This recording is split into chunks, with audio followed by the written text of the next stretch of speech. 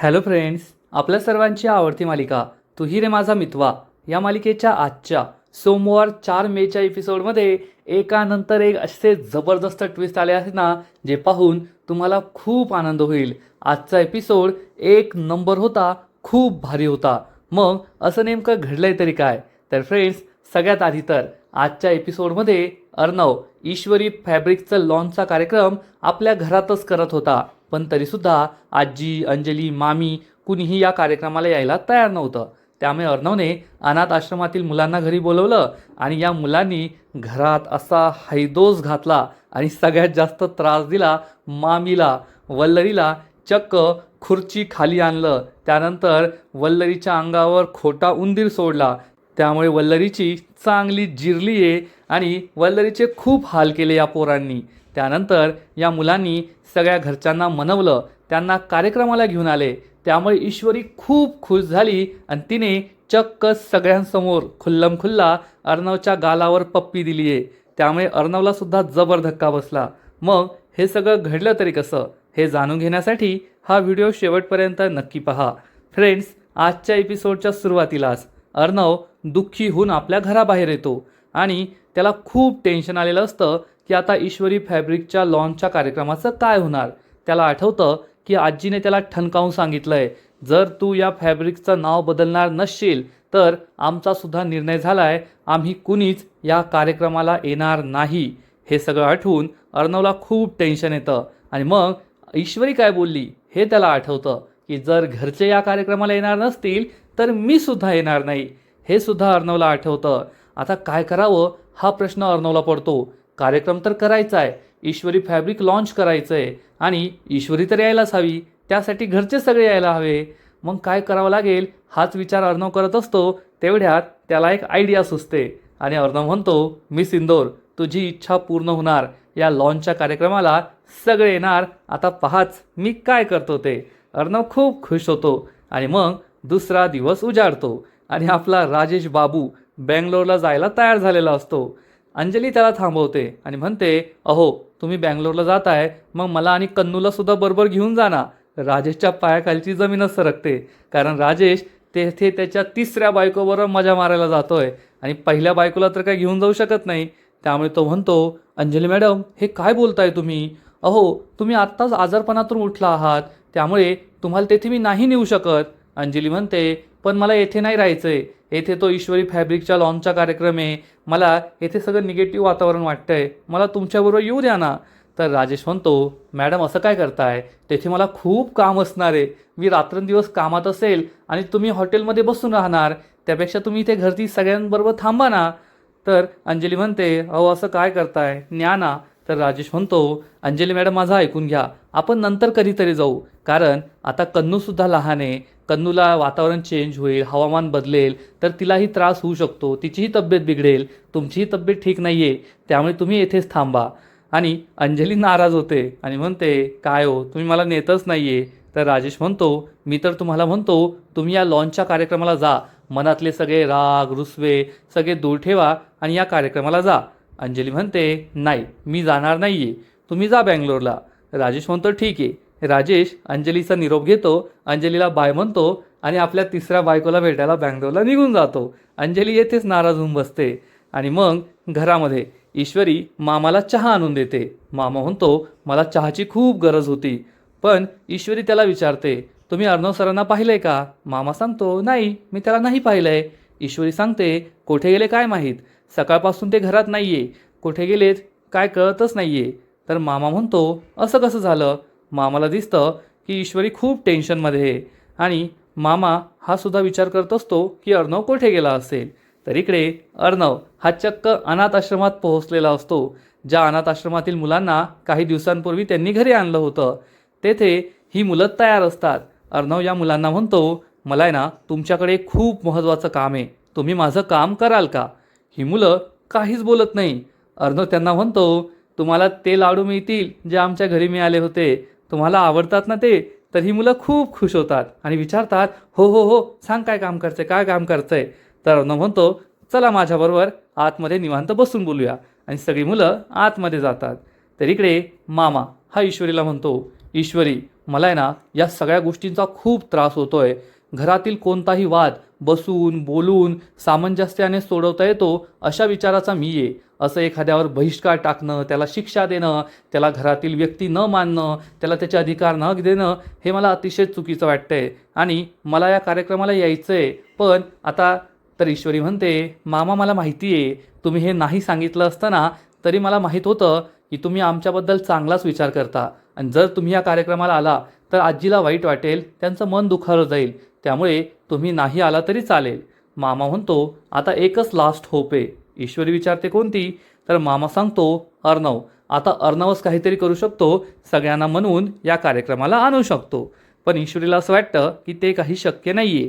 पण इकडे अर्णवने आपला प्लॅन बनवलेला असतो. अर्णव या सगळ्या मुलांना सांगतो, आज आहे ना मी ईश्वरीच्या नावाने एक नवीन क्लोथिंग ब्रँड सुरू करतोय, ईश्वरी फॅब्रिक्स. या मुलांना खूप आनंद होतो. मुलं म्हणतात, अरे वा, ईश्वरी दिदीच्या नावाने खरंच खूप छान. अर्णव सांगतो, पण तिच्या नावाने लॉन्च करतोय आणि तीच या कार्यक्रमाला येणार नाहीये. मुलांना आश्चर्याचा धक्काच बसतो. मुलं विचारतात, असं कसं? तिच्या नावाने नवीन ब्रँड आणि तीच येत नाहीये. अर्णव सांगतो, फक्त तीच नाही तर घरचे कोणीच येत नाहीये आणि घरचे येत नाहीये म्हणून ती येत नाहीये.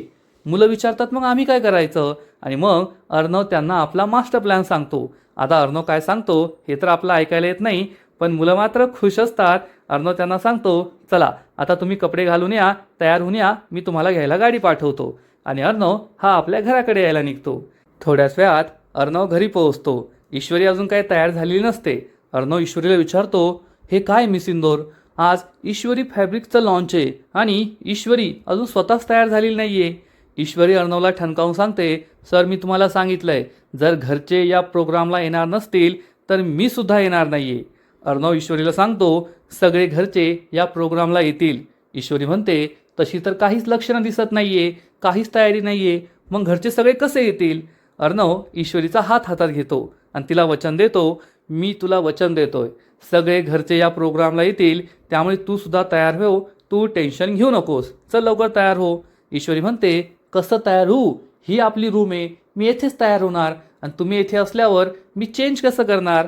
अर्णव काही न बोलता तेथून निघून जातो. ईश्वरी म्हणते, यांना तर माझी बडबड ऐकायचीच नसते. आता घरचे सगळे कसे तयार होतील देव जाणे. दुसरीकडे कार्यक्रमाला जायचं नाही, त्यामुळे आजी अंजली आजीच्या रूममध्ये बसलेले असतात.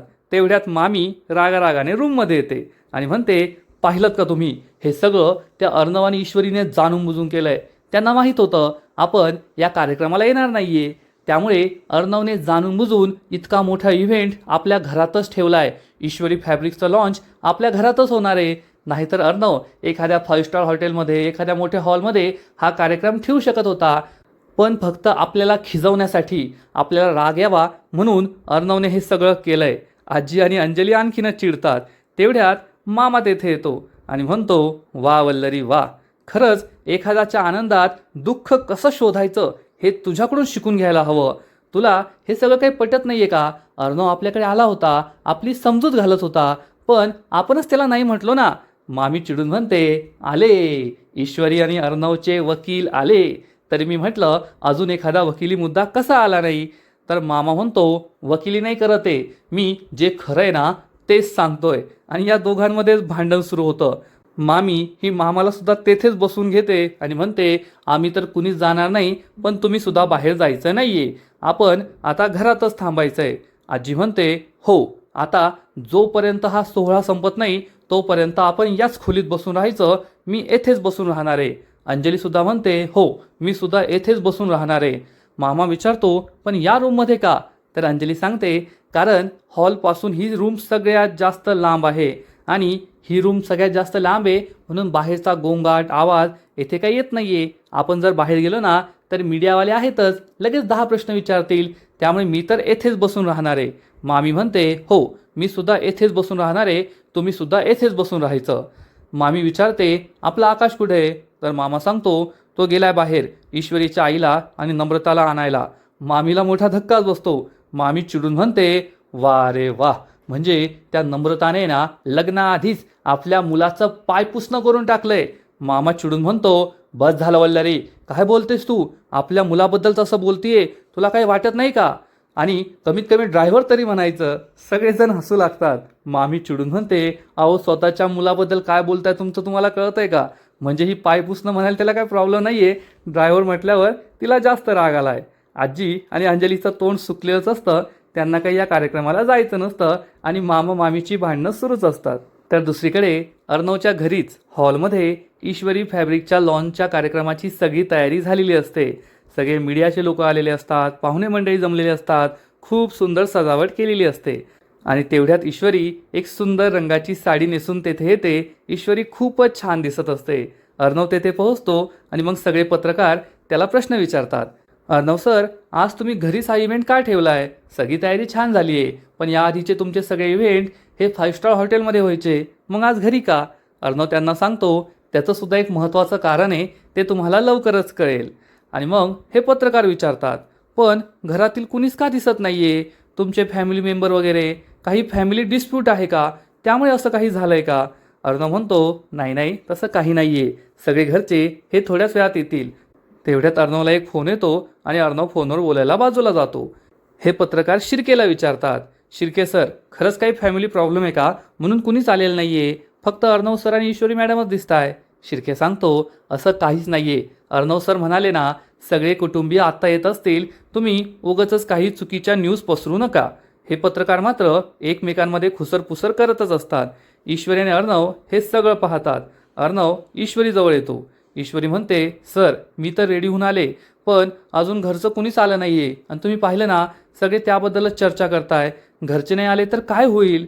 अर्णव ईश्वरीला समजावून सांगतो, मी तुला वचन दिलंय ना, घरचे सगळे येतील, मग माझ्यावर विश्वास ठेव आणि मी दिलेलं वचन नेहमी पाळतो, ते कधीच फेल जात नाही. पण ईश्वरीला अजूनही टेन्शन आलेलं असतं. अर्णवसुद्धा विचार करतो की घरचे कधी येतील. आणि तेवढ्यात शिर्के अर्णवला कॉल करतो. अर्णव फोन उचलतो. शिर्के सांगतो, सर सगळी मुलं आली आहेत आणि ही सगळी अनाथ आश्रमातील मुलं अर्णवच्या घरी पोहोचतात. शिर्के त्यांना सगळ्यांना गाडीतून खाली उतरून घेतो. तेवढ्यात अर्णव तेथे येतो आणि म्हणतो, तुम्हाला सगळा सांगितलेला प्लॅन लक्षात आहे ना? तर एक मुलगा म्हणतो, आमचे लाडू आहेत ना तयार? तर अर्णव सांगतो, अरे लाडू काय, तुम्हाला 10 प्रकारचे लाडू देतो, त्याच्याबरोबर पेस्ट्रीज, डोनट्स, चॉकलेट्स सगळं मिळेल, फक्त आपण ठरवल्याप्रमाणे काम करायचं. ही मुलं म्हणतात, हो हो. तेवढ्यात एक मुलगी म्हणते, दादा तुला असं वाटत असेल ना की आम्ही फक्त चॉकलेट, पेस्ट्री, लाडूसाठी हे सगळं करते, तर असं नाही आहे. आम्ही हे सगळं ईश्वरी ताईसाठी करतोय. ती खूप चांगली आहे म्हणून तिच्यासाठी करतोय. अर्णव आणि शिर्केला आनंद होतो. अर्णव म्हणतो, हा शिर्के दादा आहे ना, तुम्हाला आतमध्ये घेऊन जाईल. आणि शिर्के या सगळ्या मुलांना आतमध्ये घेऊन जातो. अर्णव विचार करतो, हा प्लॅन सक्सेसफुल व्हायलाच हवा आणि आज ईश्वरीसाठी हा ईश्वरी फॅब्रिकचा लॉन्चचा कार्यक्रम खूप आनंददायक असेल असा विचार अर्णव करतो. आणि इकडे मामी ही बाहेरून एक चक्कर मारून येते आणि सगळ्यांना सांगते, तुम्हाला माहिती आहे का आई, अंजली, बाहेर किती मोठा सोहळा केलाय त्या अर्णवने. काय ते डेकोरेशन, काय ती माणसं, काय ते खाण्यापिण्याची सोय, जसं काही एखादा लग्नच आहे. हे सगळे ना तो आपल्याला खिजवण्यासाठी करतोय, सगळं आपल्या नाकावर टिच्चून करतोय. अंजली चिडून म्हणते, करणारच, कारण त्याला आता ईश्वरी सोडून या जगात आहे तरी दुसरं कोण? तेवढी एकच आहे त्याच्यासाठी, म्हणून तो हे सगळं करतोय. मामा हा लगेचच मामीला म्हणतो, वल्लरी तू या रूममध्ये, पण तुझं मन, सगळं लक्ष सगळं बाहेरच आहे ना? वल्लरी म्हणते, मग असणारच, कारण तो सगळं जाणून बुजून करतोय ना. आणि त्या अर्णवला आहे ना आपलं काही देणं घेणं नाही आहे, तो फक्त त्या ईश्वरीच्या मागे वाहवत चाललाय. आजी म्हणते, खरंय तुझं वल्लरी, नाहीतर मी त्याला म्हणाले होते की तुझ्या फॅब्रिकचं नाव बदल, ईश्वरी फॅब्रिक्स नको ठेवू. त्याला जर आपली काही काळजी असती तर त्याने ते बदललं असतं, पण त्याला आपली कसलीच काळजी नाही आहे, त्यामुळे त्याने असं केलं आहे. आणि मामी ही आणखीनच आग भडकून देत असते आणि म्हणते, अर्णव तर अर्णव, त्या ईश्वरीने त्याला गळाला लावलंय, पण तिकडे तो माझा मुलगा आकाश, त्यालासुद्धा त्या नम्रताने लग्नाआधीच पूर्ण आपल्या ताटाखालचं मान जर बनवून घेतलंय. नुसती त्यांचीच बाजू घेतो, त्यांना घ्यायला जायची काही गरज होती का त्याला? मामा म्हणतो, तू सगळ्यांवरच का घसरत राहते? कधी अर्णव असा, कधी आकाश तसा, कधी ईश्वरी अशी, कधी नम्रता तशी, तुला काही दुसरं कामधंदा नाही आहे का? आणि मामा हा पुन्हा एकदा आजीला समजवण्याचा प्रयत्न करतो, आई आता आपल्या घरातच कार्यक्रम आहे, अर्णव आपल्याला बोलवायला आला होता, समजवायला आला होता, आणि तुम्ही अर्णवचा स्ट्रगल नाही पाहिलाय का? अर्णवने इतकं मोठं एम्पायर उभं केलं आहे आणि जर त्याला ते वाढवायचं आहे तर आपण त्याला मदत करायला हवी ना. आपण त्याच्या कार्यक्रमाला जायला हवं. एक कुटुंब म्हणून आपलं ते कर्तव्य आहे. तर आजी चिडून म्हणते, मला तर भीती आहे त्या ईश्वरीच्या नादाला लागून तो या सगळ्या बिझनेसची वाट लावून टाकेल. बिझनेस बुडवायला सुद्धा तो मागे पुढे पाहणार नाही. मामा म्हणतो, आई हे काय बोलतेस तू. तर आजी म्हणते, जे बोलते ते योग्यच बोलते. मी त्या कार्यक्रमाला जाणार नाहीये. मामी चिडून म्हणते, आणि तुम्ही सुद्धा जायचं नाहीये, सगळ्यांनी येथेच थांबायचं.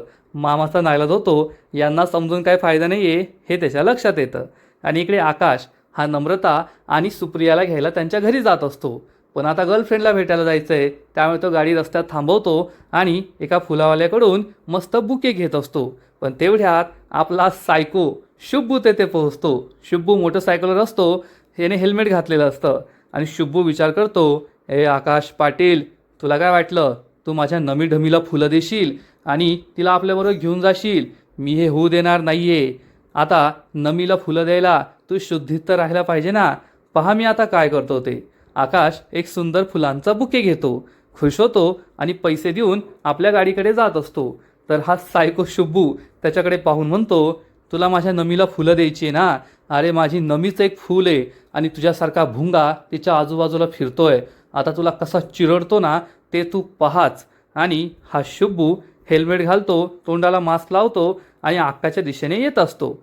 तर इकडे वल्लरी ही सगळ्यांना पुन्हा पुन्हा भडकून देत असते. काही झालं, त्या अर्णव आणि ईश्वरीने कितीही प्लॅन बनवले ना तरी आपण बाहेर जायचं नाहीये, या कार्यक्रमाला जायचं नाहीये. तर अंजली म्हणते, हो आपण बिलकुल जाणार नाहीये. मामा म्हणतो, तुम्हीच ठरवा जायचंय की नाही जायचंय. वल्लरी म्हणते, ठरलंय ते. बाहेर कितीही मोठा सोहळा असला, कितीही ग्रँड सोहळा तो करत असला ना तरी आपला या सोहळ्याशी काही संबंध नाहीये. आपण येथेच बसून राहायचं. त्यांनी कितीही विनवण्या केल्या तरी जायचं नाही. आणि तेवढ्यात ही अनाथ आश्रमातील मुलं तेथे येतात. त्यांना समजतं की ही सगळी माणसं या रूममध्ये लपून बसली आहेत. आणि मग या मुलांनी पिपाने आणलेल्या असतात, शिट्ट्या आणलेल्या असतात. काही मुलं पिपाण्या शिट्ट्या जोरात वाजवतात आणि बाकीचे मुलं जोर जोरात दरवाजा वाजवू लागतात. मामा मामी आजी अंजलीला समजतच नाही की बाहेर हे सगळं काय चाललंय. त्यांना असं वाटतं की ईश्वरी आणि अर्णवच आहेत. मामी चिडून म्हणते, नक्कीच ईश्वरी अर्णव असतील. मामी दरवाजाजवळ येते आणि म्हणते, ए काय गोंगाट लावलाय रे. काही केलं ना तरी आम्ही बाहेर येणार नाहीये. ही मुलं म्हणतात, असं का, बाहेर येणार नाहीये का. आता पहा आम्ही काय करतो. आणि ही मुलं आणखीन जोरजोरात वाजू लागतात. मामा तेथे येतो आणि म्हणतो, ए वल्लरी काय बोलतेस तू. ईश्वरी अर्णव असं करू शकत नाही. ते नसतील, दुसरंच कुणीतरी असेल. वल्लरीला खूप त्रास होत असतो. ती कानात बोट घालते आणि अंजली म्हणते, ए मामी उघड ना, कोण येते पाहू तरी, नाहीतर हे असंच वाजवत राहतील आणि आपल्याला त्रास होईल. कन्नू झोपलीये, तिला सुद्धा त्रास होईल. आणि ही मुलं खूप जोरजोरात दरवाजा वाजवत असतात. मामा म्हणतो, अरे माझ्या वल्लरीला त्रास होतोय ना, बंद करा. वल्लरी चिडून म्हणते, तुमची चेष्टा इथे पण सुरू आहे का. चेष्टा करू नका. आणि मग ही मुलं म्हणतात, हे लोक आहे ना असं नाही ऐकायचे. एक मुलगा म्हणतो, थांबा मी काय करतो ते पहाच. आणि हा मुलगा जातो आणि काही क्षणात एक मोठी खुर्ची घेऊन येतो आणि म्हणतो, आता या खुर्चीनेच मी दार उघडतो. म्हणजे या खुर्चीने दार तोडायचं असा त्याचा विचार असतो. ही मुलं त्याला ऑल द बेस्ट म्हणतात. आणि हा मुलगा बुलेट ट्रेनच्या स्पीडने दरवाजाकडे धावतो. आणि त्याच वेळेस चक्क मामी दरवाजा उघडते आणि हा मुलगा मामीच्या अंगावरच ही खुर्ची घालतो आणि मामीला चक्क खुर्चीवर बसवतो. अंजली कशी बशी ही खुर्ची बाजूला करते. मामीला जबर धक्काच बसलेला असतो. ही मुलं काही थांबत नाही, जोरजोरात शिट्टी पिपाणी आरडाओरडा करतच असतात. आजी अंजली मामी त्यांना थांबवतात आणि विचारतात, कोण आहात तुम्ही, येथे का आले आहात. तर ही मुलं सांगतात, आम्ही तुम्हाला बाहेर नेण्यासाठी आलोय, चला बाहेर. मामी चिडून म्हणते, ए आगाऊ मुलांनो, आम्ही काही येणार नाहीये. ही मुलं म्हणतात, असे कसे येणार नाही, तुम्हाला बाहेर यावंच लागेल. आणि ही मुलं पुन्हा एकदा जोरजोरात आरडाओरडा शिट्ट्या पिपाणी सगळं वाजवत असतात. मामीला खूप त्रास होतो. मामी जोरात ओरडते, ए डोकं उठलं ना, गप्प बसा. मामासुद्धा कानाला हात लावतो. पण ही मुलं काही ऐकत नाही, यांना चांगलाच त्रास देत असतात. आणि इकडे आपला आकाश हा गाडीत बुके ठेवतो आणि गाडीचा दरवाजा उघडणार. तेवढ्यात शुब्बू त्याच्या मागे येतो. आकाशला गाडीच्या काचेत दिसतं की आपल्या मागे एक मोटरसायकल आली आहे आणि त्या माणसाकडे एक मोठा दांडुका आहे आणि तो आपल्यावर हल्ला करतोय. तेवढ्यात आकाश हा मागे वळतो आणि शुब्बूला थांबवतो. या दोघांमध्ये झटापट सुरू होते. आजूबाजूची सगळी माणसं पाहत असतात आणि आकाश हा शुब्बूच्या चेहऱ्यावरचं हेल्मेट बाजूला करणार, मास्क बाजूला करणार इतक्या शुब्बू त्याला जोरात ढकलतो आणि मग आकाशची चांगली धुलाई करतो. आकाशला जमिनीवर पाडतो आणि आकाशला 2-4 जोरजोरात दंडुके मारतो. आकाशला खूप लागतं. तेवढ्यात आजूबाजूची लोक तेथे जमा होतात. काही लोक आकाशला उचलण्याचा प्रयत्न करतात आणि काही लोक या शुब्बूला पकडण्याचा प्रयत्न करतात. आता कमीत कमी 8 ते 10 माणसं शुब्बूला पकडण्याचा प्रयत्न करतात. पण शुब्बू तर सुपर हिरो आहे. तो गाडीवर पळून जातो. त्यांच्या हाती काही लागत नाही. आकाश कसाबसा उभा राहतो आणि या माणसाने माझ्यावर हल्ला केला त्यामुळे खूप चिडतो. तर इकडे मुलांचा धिंगा मस्ती सुरूच असते. मुलं म्हणतात तुम्हाला आमच्याबरोबर बाहेर यावंच लागेल.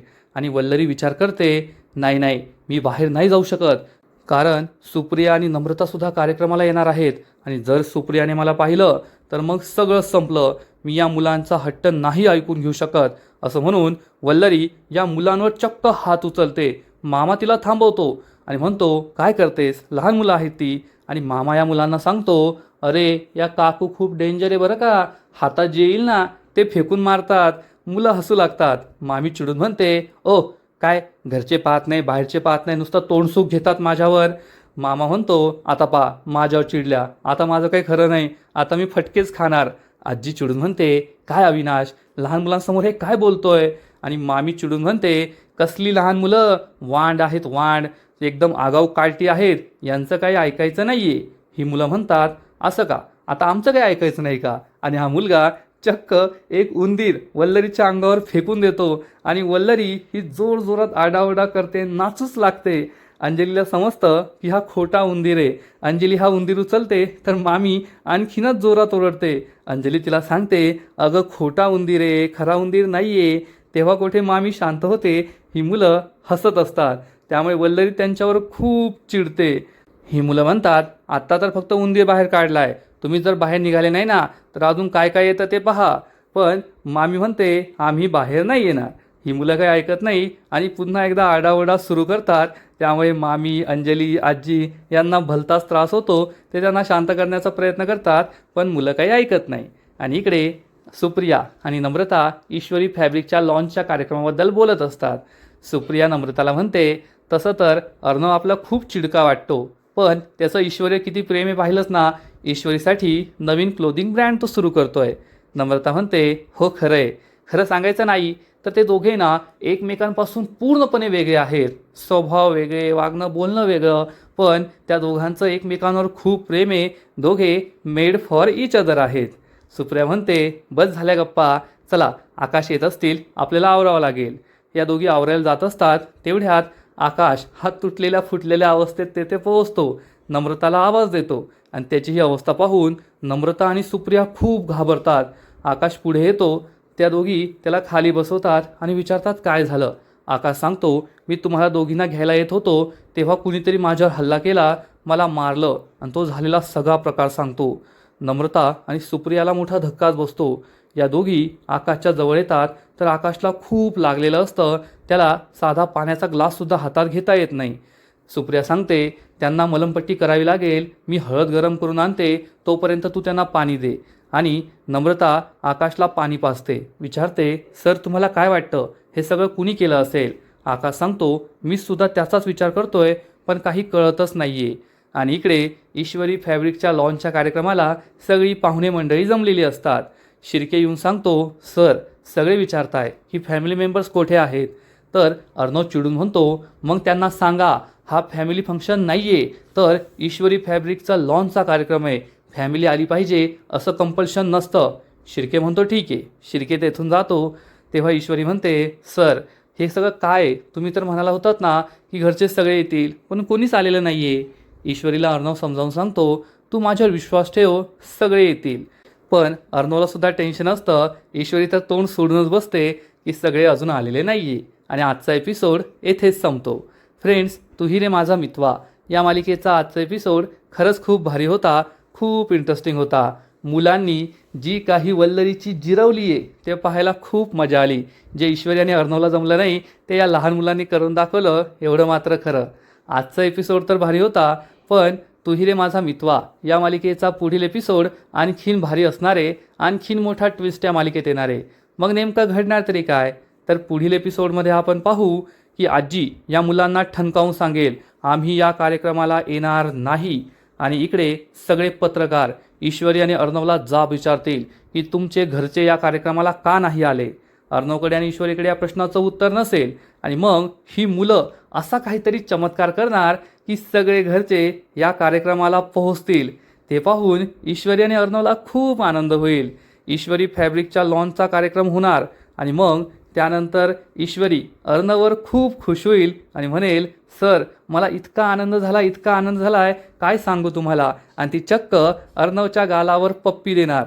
त्यामुळे अर्णवला सुद्धा जबर धक्का बसेल. तो ईश्वरीकडे आश्चर्याने पाहिल आणि ईश्वरीसुद्धा हे मी काय करून बसले असा विचार करेल. मग आता ईश्वरीची ही पप्पी अर्णव आणि ईश्वरीच्या संसारात नवीन काय वळण आणते हे पाहायला मजा येईल.